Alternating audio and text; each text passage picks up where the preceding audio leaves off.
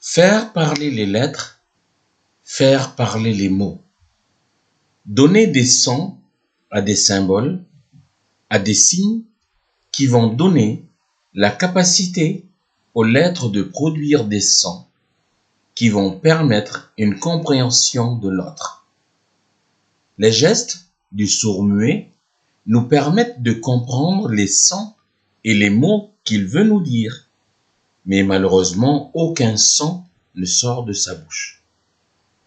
Ainsi, grâce à ces signes auxquels nous avons donné une signification, nous pouvons répondre efficacement à ses besoins, mais si malheureusement nous ne connaissons pas le sens de ces gestes, aucune communication intelligible ne se mettra en place et même le message envoyé sera traduit autrement et la frustration, l'angoisse et la tristesse s'installeront. La phonétique nous permet de mettre un son à chaque lettre, chaque syllabe, chaque mot, donc chaque phrase. Nous savons qu'une lettre, la même lettre que nous voyons apparaître, est prononcée différemment selon le pays et le lieu. Par exemple, cette lettre que nous voyons nous renvoie une image et un son différent à notre cerveau qui a enregistré des connaissances depuis l'enfance.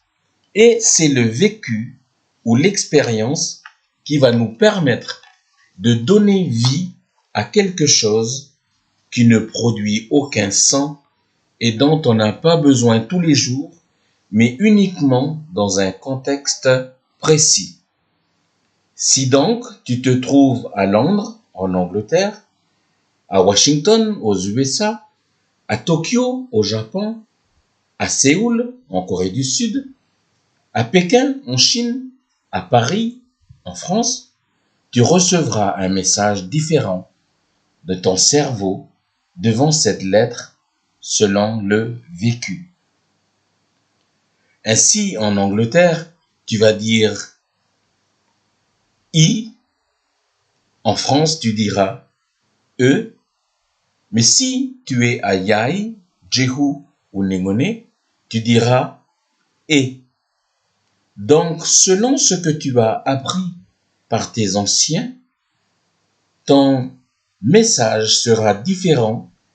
Pourtant, vous avez en face de vous la même image, le même signe, la même lettre.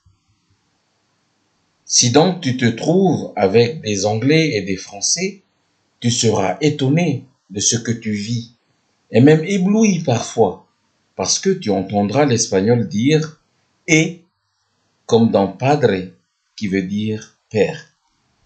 Tu seras même parfois catastrophé par l'anglais qui, pour la même lettre, peut avoir différentes prononciations. Ainsi, pour le mot 11 en anglais, le chiffre 11, tu as un mot dans lequel tu retrouves 3 fois la même lettre, mais qui sont prononcées différemment, les 3 fois.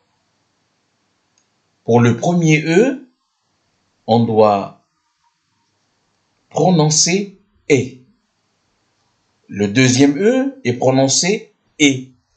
Et enfin, le dernier E, on appelle ce signe le schwa en phonétique anglaise, c'est A, comme dans father, mother. Voilà. Donc, et le E que nous avons du premier E, dans le chiffre 11 en anglais, eh bien, il se trouve à mi-chemin entre le E et le I. C'est pas tout à fait le E et c'est pas tout à fait le I du I lent. Hein? Donc, on va dire E. Nous disions tout à l'heure que nous sommes éblouis parce que souvent les hommes prennent des décisions qui nous étonnent d'une manière belle. Ainsi, l'espagnol, qui a pourtant le latin en commun avec le français et l'anglais, va plutôt choisir de prononcer la lettre E comme les Yai, Nengone et Jehu. Et c'est ainsi aussi ce qui me fascine en phonétique. La proximité nous éloigne, mais la distance nous rapproche par des choses inattendues que seul Dieu sait.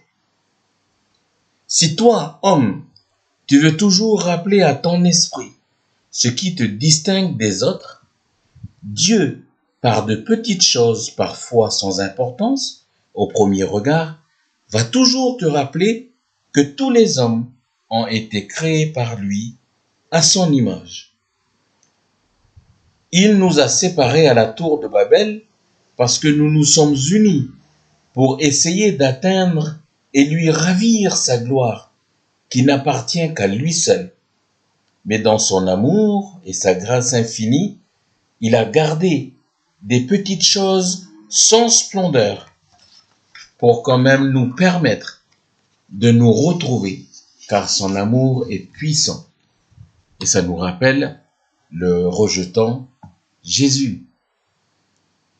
Il nous a donné par sa grâce le pouvoir de communiquer aussi par des symboles et des signes.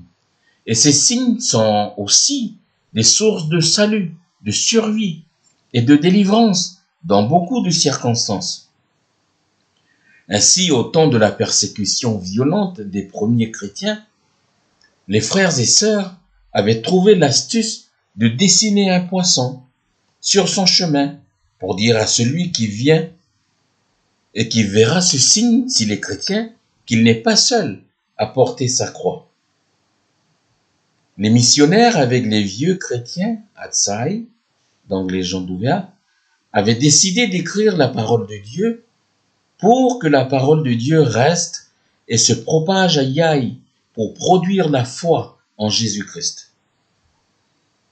De nombreuses personnes comme Madame Françoise Ozanne Rivière, avec les frères Waheo, les papas de Bakach, Monsieur Daniel Mirou et les vieux de Banouch, Bouba Goni Djeno, Bouba Jacques Djeno, c'est que les vieux de Nimenjali, ainsi que l'EPK, l'école populaire Kanak, les vieux qui ont enseigné là-bas à l'école populaire Kanak, les vieux de Gossana, les vieux de Wajila, ainsi que l'église protestante, l'église catholique, ou l'église pentecôtiste, par exemple, ont essayé d'écrire et de réécrire et d'enseigner le Yai. Par exemple, le teacher Apela Jaume, de Gay là-bas à Hoboch, dans l'église pentecôtiste de Gay, eh bien, a fait ce travail de faire perpétuer cette langue dans l'église. Et souvent, on chante des taperas, des dos, pour qu'on n'oublie pas le Yai. Parce que c'est une langue que Dieu nous a donnée pour adorer le Seigneur. Donc vous avez aussi l'Académie des langues Kanak, qui ont essayé d'écrire et de réécrire pour mieux lire. Et moi, j'apporte aujourd'hui ma pierre, comme le travail que j'ai commencé déjà avec Madame Elizabeth Peace à l'université de Wellington, en Nouvelle-Zélande, à Aotearoa, en 1999. Et cette pierre-là, eh bien, je la porte en créant aujourd'hui. Donc, c'est le travail que j'ai fait depuis plus d'un mois, en créant la phonétique Yai. J'ai répertorié au total 2300 voyelles, donc 2300 voyelles et 30 sons consonnes. Et parmi eux sont des sons qui existaient au commencement de la civilisation des Atsai, mais d'autres sons étrangers sont maintenant entrés dans notre vie et font dorénavant notre identité nouvelle, Atsai, At Yai. God bless you.